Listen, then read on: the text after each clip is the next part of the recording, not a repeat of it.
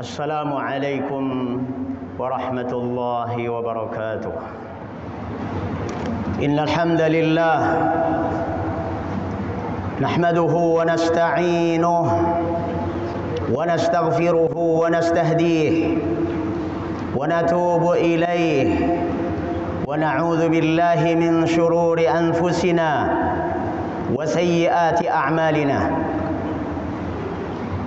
من يهد الله فلا مضل له ومن يضلل فلا هادي له أشهد أن لا إله إلا الله وحده لا شريك له وأشهد أن محمدا عبده ورسوله المصطفى صلى الله عليه وعلى آله وصحبه وسلم تسليما كثيرا أما بعد فإن أحسن الكلام كلام الله. Sesungguhnya perkataan yang terbaik adalah perkataan Allah Jalla wa Ala, Al-Quranul Karim. Wa khairal huda, dan petunjuk, contoh teladan terbaik adalah huda Muhammadin sallallahu alaihi wa alihi wasallam. Sebaliknya, wa syarrul umuri muhdatsatuha, hal terburuk dalam cara beragama Islam, dalam cara beribadah kepada Allah Jalla wa Ala, dalam cara menjalankan agama Islam adalah mengikuti ajaran-ajaran yang dikreasi tanpa dasar dalil, tidak mengikuti petunjuk, tidak memiliki contoh teladan dari Al-Quran maupun sunnah Nabi alaihi salatu wassalam. Wa kullu muhdatsatin bid'atun, dan setiap kreasi baru dalam cara beragama Islam adalah suatu bid'ah, cara yang nampak bagus, kelihatannya keren. Orang bilang ini baru keren, ini tidak monoton, ini kreatif. Tetapi dalam cara beribadah kepada Allah Azza wa Jal, wa kullu bid'atin dhalalah, setiap bid'ah sesungguhnya adalah kesesatan. Wa kullu dhalalatin finnar, dan setiap kesesatan bermuara di neraka. Ya ayyuhalladzina amanu taqullaha haqqa tuqatih wa la tamutunna illa wa antum muslimun. Wahai orang-orang yang beriman, mari bertakwa kepada Allah Azza wa Jal dengan cara yang benar dan sungguh-sungguh.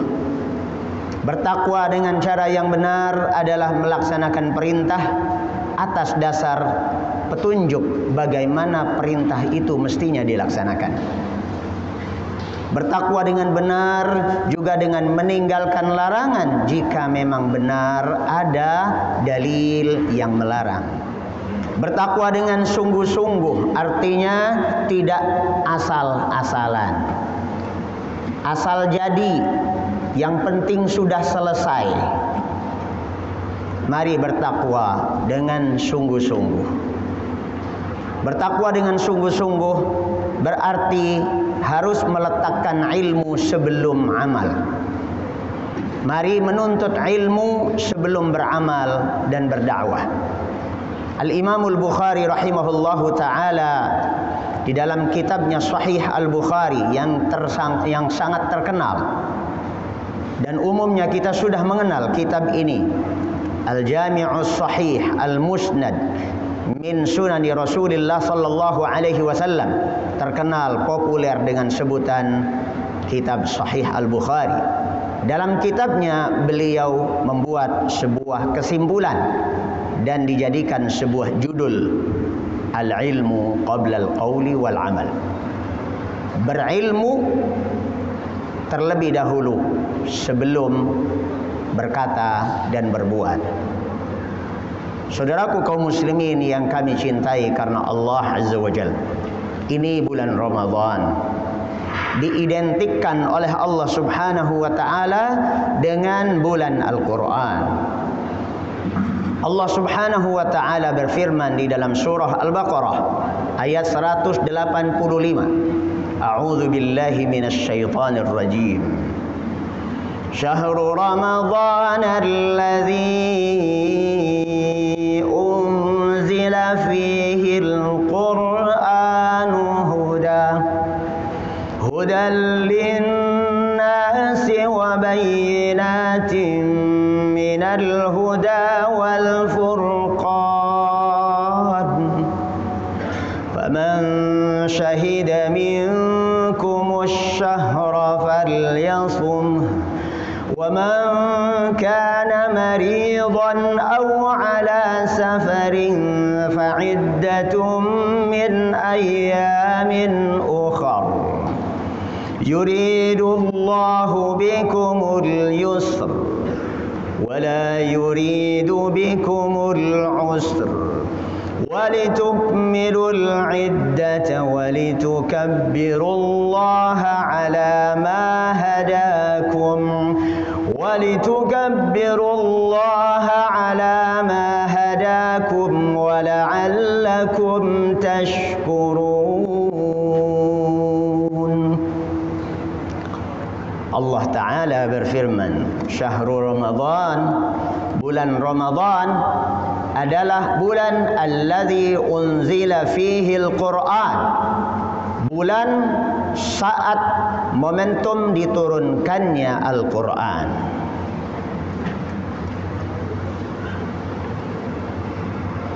Pertanyaan berikutnya, Al-Qur'an diturunkan untuk apa? Allah Azza wa Jalla menjelaskan dengan satu kata yang singkat, padat. Al-Quran diturunkan sebagai huda. Huda adalah kata lain dari hidayah, artinya petunjuk. Masalahnya kemudian adalah kita umat Islam sudah berpuluh-puluh tahun hidup sebagai umat Islam. Apakah sudah memfungsikan Al-Quran sebagai huda? Apakah selama ini kita jadikan Al-Quran itu sebagai petunjuk dalam kehidupan kita? Dalam cara beribadah, dalam cara bermuamalah, dalam cara berumah tangga, dalam cara bernegara. Apakah kita sudah memakai Al-Quran sebagai petunjuknya? Saudaraku kaum muslimin yang kami cintai karena Allah Azza wa Jalla, Al-Quran ini akan menjadi huda kalau kita bertakwa. Maka kata Allah Azza wa Jalla masih pada ayat kedua surah Al-Baqarah, Dzalikal kitabu la raiba fihi huda. Inilah Alkitab, Al-Quranul Karim yang maknanya dalam dan luas. Itu diturunkan sebagai huda, petunjuk. Bagi siapa? Akan efektif sebagai petunjuk bagi lil muttaqin, orang-orang yang bertakwa saja. Walaupun pada asalnya Al-Quran diturunkan hudal linnas pada ayat ke-185-nya, dijadikan petunjuk buat seluruh manusia. Tetapi kalau tidak bertakwa kepada Allah, maka tidak bisa memanfaatkan Al-Quran sebagai huda, sebagai petunjuk. Maka dari itu, kita perlu sebuah rumusan sistematis, tahapan-tahapan menuju pemanfaatan Al-Quran sebagai huda. Yang pertama adalah hendaknya kita senang mendengarkan Al-Quran. Mari kita ganti, kita geser kecintaan kita kepada musik, kepada hal-hal yang selain Al-Quran yang sering kita dengar dan kita tonton. Maka akan muncul kecintaan kepada Al-Quran. Jadikan pendengaran kita fokus pada Al-Quran, dan jadikan Al-Quran sebagai kecintaan kita. Kita dengarkan berada di rumah, berada di kantor yang kita dengarkan Al-Quran, apalagi di masjid. Saudaraku kaum muslimin yang kami cintai karena Allah Azza wa Jalla, asal suka mendengarkannya saja, ini sebuah fadilah yang besar. Allah Subhanahu wa taala berfirman di dalam surah Al-A'raf ayat ke-204. Wa idza quri'al Qur'an fastami'u lahu wa ansitu la'allakum turhamun. Dan apabila dibacakan Al-Qur'an, maka simak baik-baik, dengarkan dan diam mulutnya. Maka yang sedang menyetel musik, matikan musiknya, dengarkan Al-Quran, mulutnya diam. Kalau memang kita tidak sedang siap untuk mendengarkan Al-Quran, mungkin kita sedang membicarakan sesuatu yang penting, maka ketika ada suara Al-Quran, matikan saja dulu suara Al-Qurannya, kita lanjutkan pembicaraan.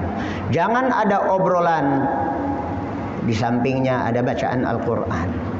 Ini mempertandingkan antara ucapan Allah dengan ucapan Allah, antara ucapan Allah Azza wa Jalla dengan ucapan selain Allah Azza wa Jalla. Matikan. Nanti begitu kita sudah siap untuk mendengarkan Al-Quran, maka kita hidupkan kembali. Ini banyak terjadi di tempat-tempat pengajian. Sebelum pengajian berjalan, orang mendengarkan suara Al-Quran, tetapi sambil ngobrol. Maka ngobrol-ngobrol saja. Kalau mau mendengarkan Al-Quran, dengarkan Al-Quran. Apabila Al-Quran dibacakan, maka simak baik-baik dan diam. Dengan demikian diharapkan kalian mendapatkan rahmah Allah Azza wa Jalla. Ini baru pada level yang pertama. Level yang paling tidak, seorang mukmin minimalis yang beriman kepada Allah dan hari akhir, beriman kepada Al-Quran, beriman kepada Rasulullah Sallallahu Alaihi Wasallam, maka hendaknya dia dengarkan bacaan Al-Quran, dapat rahmah Allah Azza wa Jalla. Ini level yang paling minimalis. Level berikutnya adalah hendaknya kita berusaha belajar membacanya. Membaca Al-Quranul Karim memiliki fadilah yang khusus. Abdullah ibnu Mas'ud radhiyallahu an, sahabat Nabi, mendengar penuturan dari Rasulullah sallallahu alaihi wasallam. Kata beliau, "Man qara'a harfan min kitabillah." Barang siapa yang membaca satu huruf saja dari Al-Quranul Karim, dari kitab Allah, maka dia akan dapat apa? Falahu hasanah. Dia mendapatkan pahala satu kebaikan. Wal hasanatu bi asyarati amsalha. Sedangkan satu kebaikan Allah berikan pahalanya 10 kali lipat. La aqulu alif lam mim harf. Kata Nabi alaihi salatu wassalam, bukan berarti kalau orang membaca alif lam mim itu dihitung satu huruf, atau satu ayat dihitung satu huruf. Tidak. Tetapi walakin alifun harfun, walamun harfun, wa mimun harf. Dihitung pahalanya itu per satu huruf, betul-betul satu huruf. Alif dihitung satu huruf tersendiri sama dengan melakukan satu kebaikan. Berarti mendapatkan pahala 10 kebaikan. Lam tersendiri, mim dihitung tersendiri. Maka alif, lam, mim terhitung 3 huruf, berarti 3 kali 10. Allahu Akbar. Bagaimana kalau yang kita baca satu surah penuh? Surah Al-Baqarah 286 ayat. Bagaimana kalau kita baca satu juz penuh? Bagaimana kalau kita baca sampai khatam Al-Quran? Sekitar 6.666 ayat. Allahu Akbar. Kalikan 10. Ini kalau kita mau ngitung. Tapi kalau kita yakin bahwa Allah Azza wa Jal sungguh pasti menunaikan janjinya, maka cukup yakini bahwa Allah Azza wa Jal tidak akan pernah menyia-nyiakan amal hambanya. Saudaraku, belajar Al-Quran dan mengajarkannya adalah sebuah level yang tinggi di dalam Islam. Nabi kita Muhammad sallallahu alaihi wasallam bersabda, "Khairukum man ta'allama al-Qur'ana wa 'allamah." Yang terbaik di antara kalian adalah orang yang mau belajar, mempelajari Al-Quran dan mengajarkannya. Mari jangan pernah merasa sudah terlalu tua untuk belajar. Jangan pernah merasa sudah terlambat untuk belajar baca Al-Quran. Never too old to learn. Tidak ada istilah sudah terlalu tua untuk belajar. Never too late to learn. Tidak ada istilah sudah terlalu terlambat saya untuk belajar. Mari kita manfaatkan, apalagi ini bulan Ramadan di mana Allah Azza wa Jalla melipat gandakan setiap amal soleh kita. Ini baru level kedua. Sudah bisa baca Al-Quran?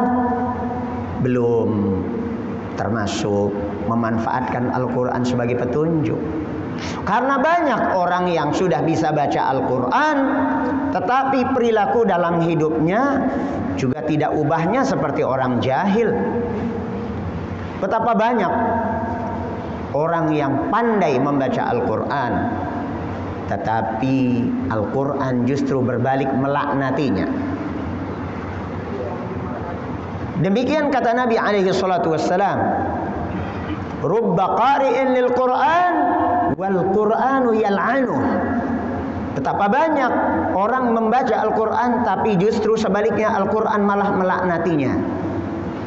Berarti baru bisa membaca saja belum cukup, saudara.